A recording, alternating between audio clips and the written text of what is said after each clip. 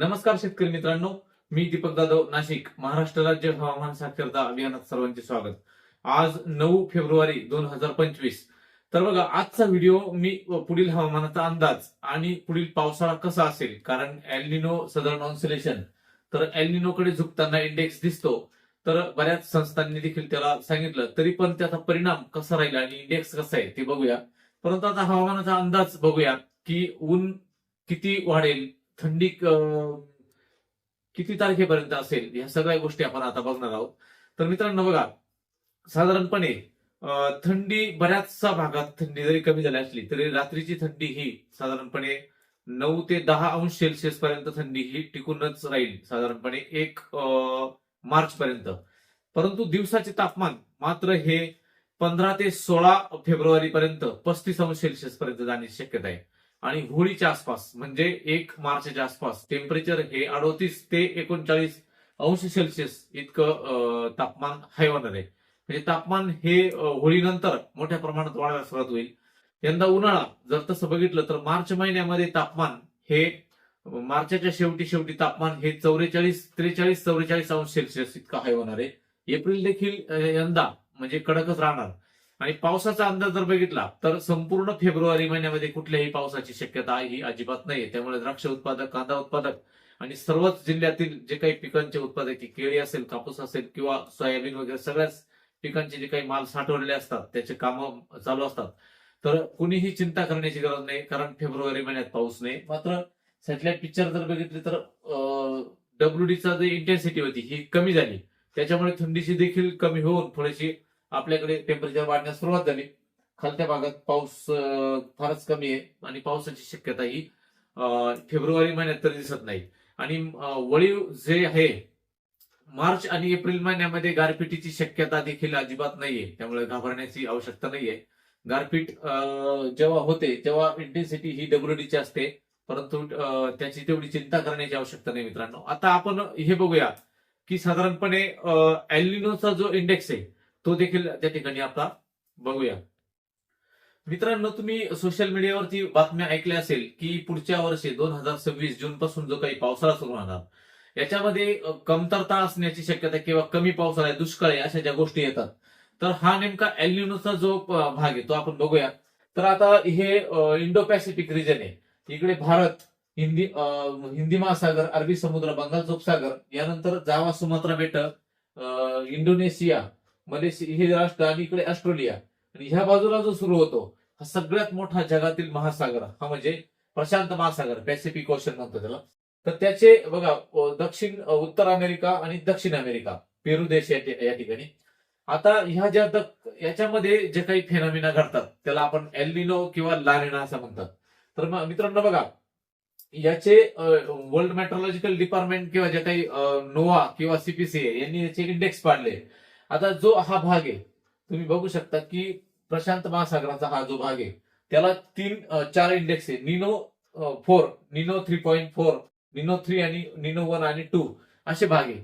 म्हणजे काय आहे, प्रशांत महासागर इतका मोठा आहे तर 5-6 हजार किलोमीटर अंतर याचं इतका मोठ्या अंतरात हा पसरलेला आहे. तर होतं काय, जेव्हा ह्या भागातील पाणी गरम होते आणि ह्या भागातील पाणी गार होते तेव्हा ह्या घटनेला ला निना असे म्हणतात. इथे गरम झाल्यामुळे काय होतं, इथे चक्रीवादळ तयार होतात आणि ते चक्रीवादळ भारताकडे येतात, त्यावेळेस आपल्याकडे पाऊस येतो. मात्र याच्या उलट जर बनलं, याच्या उलट परिस्थिती बनली, इथे पाणी जर गरम झालं आणि इथे जर थंड झालं तर मात्र आपल्याकडे कमी पाऊस होतो आणि इकडे अमेरिकेच्या पेरू देशाजवळ जास्त पाऊस होतो. तर आता मित्रांनो होतं काय, याचा जो काही व्हॅल्यू असतो इथे 3.4 जो समुद्राचा हा जो भाग आहे, इथे जर तापमान अधिक गरम झालं तर त्याच्या जलधारा ह्या दिशेला चालतात आणि त्यानंतर काय होतं, ह्या बाजूचा जो पार्ट आहे, पोर्शन, तर त्या आपल्याकडे त्यावेळेस मात्र पाऊस चांगला होतो. आता असं नसतं की फक्त एलिनो किंवा एलिनो सदर्न ऑन्सिलेशन ह्या घटनेचाच भारतीय मान्सूनवर इम्पॅक्ट पडतो. त्याचा थ्रीशोल्ड व्हॅल्यू बघू आपण आता की कशा पद्धतीने इम्पॅक्ट पडणार आहे. तर मित्रांनो बघा, हा थ्रीशोल्ड व्हॅल्यू जर तुम्ही बघितला तर याच्यावरून तुमच्या लक्षात येईल की साधारणपणे 2013 पासून 2025 पर्यंत जे काही सी सरफेस टेम्परेचर आहे निनो 3.4 चे, तर त्याचं जे मेजर केलेलं हे जे तापमान असतं तर बघा या थ्रेशोल्ड व्हॅल्यूवरून काढलं जातं की पुढे एलिनो येणार की लानिना येणार की न्यूट्रल कंडिशन बनणार. 2015 आणि 16 मध्ये जर तुम्ही बघितलं तर बघा संपूर्ण वर्ष हे एलिनोचं इयर होतं. हा जो लाल पट्टा दिसतो एलिनो म्हणजे आपल्याकडे कमी पाऊस होता. आणि 2016च्या मध्यापर्यंत जवळपास एप्रिल मे जून पर्यंत या ठिकाणी एलिनोचा प्रभाव होता. त्यानंतर लानिना होता. तर एक जर बघितलं तर हा जो पॅटर्न आहे जर हा अनादी कालापासून आहेच, परंतु तो 3-3 वर्षाचा होता. 3 वर्ष दुष्काळ आणि 3 वर्ष खूप पाऊस. जर 2001 च्या आधी जर बघितलं तर 3-3 वर्षाचा क्रॉप पॅटर्न असायचा, परंतु ग्लोबल वॉर्मिंग इफेक्टमुळे हा याच्यावर एवढा इम्पॅक्ट पडलाय आता. तर हा साधारणपणे तुम्ही बघता 18 महिन्यात चेंज होतोय. 2023 मध्ये साधारणपणे बघा जर बघितलं तर साधारणपणे एप्रिल मे जून पासून एलिनोचा प्रभाव वाढण्यास सुरुवात झाली होती. तर मित्रांनो मेट्रोलॉजीच्या भाषेमध्ये त्याला इव्हॉल्विंग म्हणतात. इव्हॉल्विंग म्हणजे साधारणपणे निम्म्या पावसात एलिनो डेव्हलप होणे आणि यंदा तशीच कंडिशन दिसते.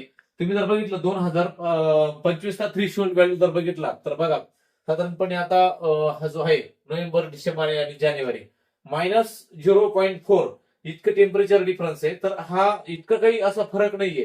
त्यामुळे साधारणपणे आता लानिना विकसित होईल. लानिना आहेच विकसित, त्यानंतर न्यूट्रल कंडिशन होईल पुढच्या 2 महिने आणि त्याच्यानंतर एलिनो विकसित होण्याची शक्यता हे मॉडेल फोरकास्टिंग करताय. तर साधारणपणे म्हणजे मला एक सांगायचं की एलिनो, लानिना आणि न्यूट्रल कंडिशन ही 3-3 वर्षाचा क्रॉप पॅटर्न असायचा. 3 वर्ष एलिनो, त्यानंतर न्यूट्रल कंडिशन 1 वर्ष आणि 3 वर्ष लानिना. परंतु सध्या ग्लोबल वॉर्मिंगमुळे एक जर बघितलं थ्रेशोल्ड व्हॅल्यू जर बघितलं तुम्ही बघा हे लाल जे पट्टे ते एलिनो साधारणपणे 8 ते 10 महिन्याचा देखील पिरियड जात नाही तर लगेच क्रॉप त्याच्या पॅटर्न मध्ये चेंज होतोय. त्याच्यामुळे या थ्रेशोल्ड व्हॅल्यूवरून असं समजतं की साधारणपणे पुढच्या मार्च एप्रिल याच्यामध्ये न्यूट्रल कंडिशन असणार आहे आणि मार्च एप्रिल आणि मे या तिन्ही याच्यामध्ये न्यूट्रल कंडिशन आणि त्यानंतर मात्र जून मध्ये थोडासा एलिनोचा प्रभाव आणि न्यूट्रल कंडिशन या दोन्ही असणार आहे. म्हणून भारतीय मान्सूनवर त्याचा काहीही परिणाम होणार नाही. मॉडेल काय बघता सांगताय आपण ते आता बघूया. बघा मित्रांनो वेगवेगळ्या देशाची जी काही मॉडेल आहे आता नोवाचे जर सीपीसीचा रिपोर्ट जर बघितला नोव्हेंबर डिसेंबर जानेवारी फेब्रुवारी ते जानेवारी जून जुलै ऑगस्ट सप्टेंबर पर्यंत असा फोरकास्टिंग दिसतं का बघा आता लानिना वाढताना दिसतोय. त्यानंतर मात्र न्यूट्रल कंडिशनच असणार आहे. साधारण न्यूट्रल कंडिशन कधीपर्यंत असेल बघा एप्रिल मे आणि जून, मे जून जुलै याच्यामध्ये न्यूट्रल कंडिशन आहे तेव्हा पावसाची शक्यता ही चांगली आहे आपल्याकडे. जून जुलै ऑगस्ट देखील न्यूट्रल कंडिशन पण एलिनो जरी वाढताना दिसतो परंतु न्यूट्रल कंडिशन आहे. मागचा जर 150 वर्षाचा डेटा जर बघितला तर न्यूट्रल कंडिशन म्हणजे आपल्याकडे चांगला पाऊस होतो. इथे देखील जुलै ऑगस्ट सप्टेंबर पर्यंत देखील न्यूट्रल कंडिशन आहे. एलिनो जरी वाढताना दिसतो म्हणून जो काही मी फेनॉमिना सांगितला मागचा की साधारणपणे न्यूट्रल कंडिशन आणि एलिनो असेल तरी आपल्याकडे चांगला पाऊस होतो. म्हणून 2026 ला देखील चांगला पाऊस होणार आहे. जरी फ्लड कंडिशन झाले नाही तरी परंतु पिकांना जो काही 160% पाऊस होतो तेवढा एव्हरेजली आपल्याकडे रेनफॉल होणार आहे. तुम्ही जर मागच्या थ्रेशोल्ड व्हॅल्यूवरून जर बघितलं तर 2023 मध्ये जरी एलिनोचा प्रभाव होता तरी आपल्याकडे चांगला पाऊस झाला होता. त्यामुळे चिंता करण्याची अजिबात गरज नाहीये. दुसरं फोरकास्टिंग बघूया आणि ह्या पेजवरून देखील तेच सांगतंय की न्यूट्रल कंडिशन देखील आहे.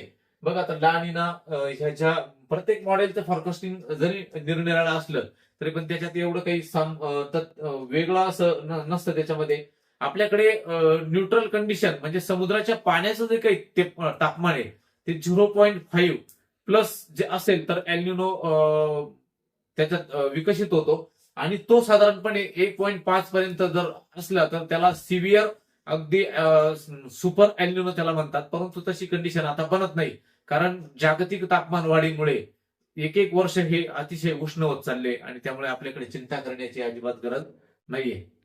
आता तुम्ही जर बघितलं तर बघा साधारणपणे एलिनो आणि लानिना यांचा जर व्हॅल्यू जर बघितला तर बघा वरचा जो कर आहे तो एलिनो आणि खाली लानिना. आता आपल्याकडे 9/9/69 ला महापूर आलता तर लक्षात घ्या 9/9/69 बघा या ठिकाणी 69 ला जो महापूर आलता तर या ठिकाणी हा जो महापूर आलता बघा या ठिकाणी तर ह्या कंडिशनला त्यावेळेस मात्र फ्लड कंडिशन बनली होती आणि त्यानंतर 72 मध्ये दुष्काळ पडला होता.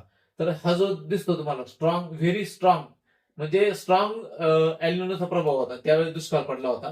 परंतु चिंता करण्याची तरी गरज नाहीये. तर पुढच्या वर्षी लगेच त्यानंतर हे बघा ह्या वर्षी जरी दुष्काळ पडला होता एलिनोचा प्रभाव होता पण ह्या वर्षी मात्र ला निना विकसित झाला होता.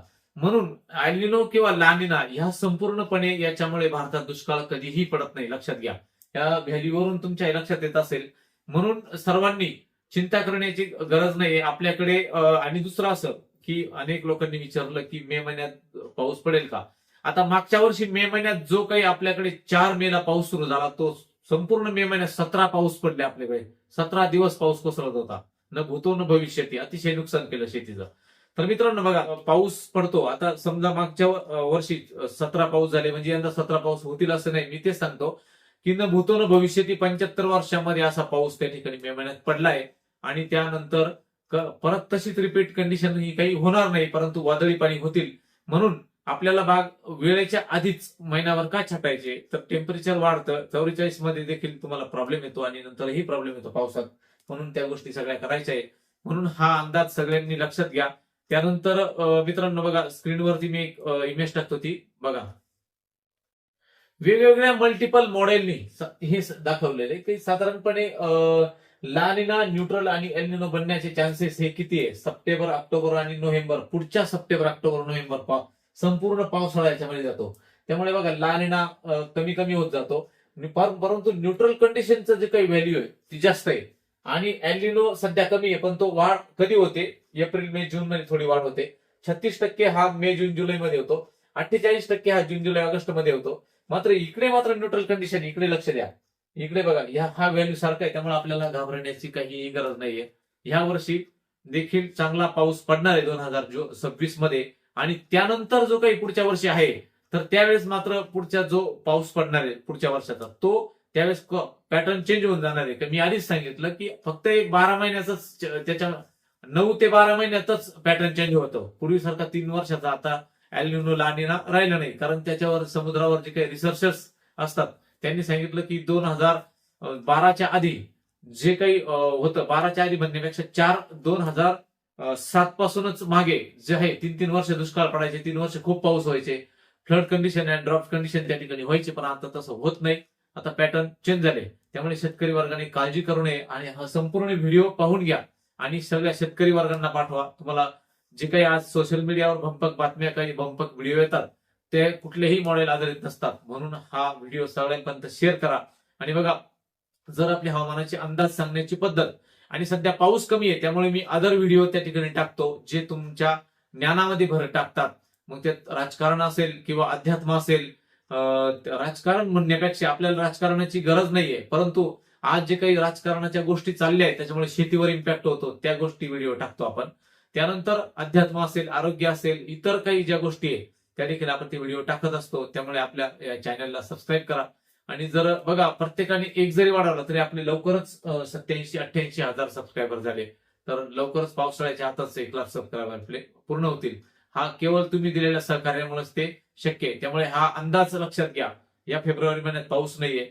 नंतर मे, जून, मार्च आणि एप्रिलमध्ये गारपीट देखील नाहीये. घाबरण्याचं काही कारण नाहीये. त्यानंतर मे महिन्यात खूपच मागच्या वर्षासारखा पाऊस नाहीये. मात्र 2-3 वळीव पाणी येतील. त्यामुळे हा सगळा अंदाज लक्षात घ्या आणि पुढे देखील 2026चा पाऊस हा चांगला आहे. धन्यवाद.